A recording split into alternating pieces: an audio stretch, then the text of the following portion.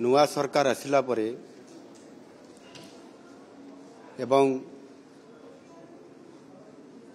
गत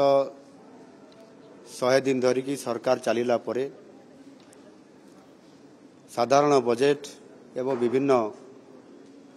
सरकारी क्षेत्र गुरुत्वपूर्ण काम थिबा कारणरू जोटा साधारणतः भाव में जिलापाल मानकर सम्मिलनी हुए ताकू एबे तार आवश्यकता मन करी नुआ सरकार जिलापाल सम्मिलनी एवं आरक्षी अधीक्षक मानकर मध्य सम्मिलनी 2 दिन धरिकी ओडिशा रे आज आमर आरंभ होईछि। निश्चित भाव में नुआ सरकार आभिमुख्य एवं सरकार जो नुआ योजना गुड़िक कार्यकारी करेबे मिनिमम गवर्नमेंट एवं मैक्सिमम गवर्नेंस ये कथा को आधार करी आम सरकार तार नीति स्पष्ट करी जो योजना गुड़िक कार्यकारी करेबे ताहा विशेष करिकी साधारणतः भाव में यार कार्यान्वयन एवं तार सफलता जिलापाल मानक उपरे मध्य बहुत निर्भर करिथाय। आउ सेही कारणरू जिलापाल मानकर सहित एवं वरिष्ठ अधिकारी मानकर सहित शासन एवं प्रशासन सहित जदि मिलित उद्यम ताहा सरकारंकर योजना सफल हो पार लोक मैंने न्याय पारिपारे एवं प्रदेशर विकास प्रभुत हब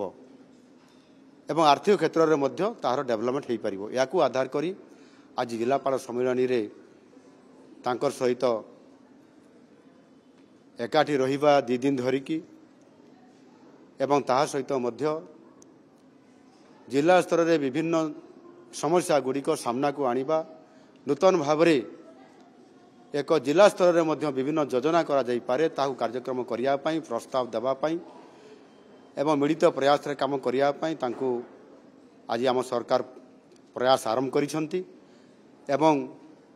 मु निश्चित भाव में आशावादी अछि आम सरकारी अधिकारी माने दक्ष अधिकारी हिसाब रे काम करूछंती किंतु नुआ सरकार रो जो आमर दिशा अछि नुआ सरकार रो जो आमर अभिमुख्य अछि नुआ सरकार जो योजना गुड़िक अच्छी ता किभली भाव में तल स्तर में इम्प्लीमेंटेशन हो पारिबो विशेष करिकी जो माने आदिवासी अछंती जो माने दलित अछंती जो माने पछुआ वर्गर अछंती जो माने समाजर अंतर्देय चरण में अछंती समान को चिन्हट करिकी समानकर विभिन्न प्रकार समस्या को समाधान करिवार प्रयास जारी रखिबार बड़ आभिमुख्य जोटा जिलापाल मानकर द्वारा संभव हो पारिबो ताकू कार्यकारी करया पई आज ये सम्मेलन महत्व उद्देश्य आम सरकार तांको पाखरे रखिछंती। मु आशा करी निश्चित भाव में आमर ये जिलापाल जो सम्मेलन अच्छी ताहा सफल हब।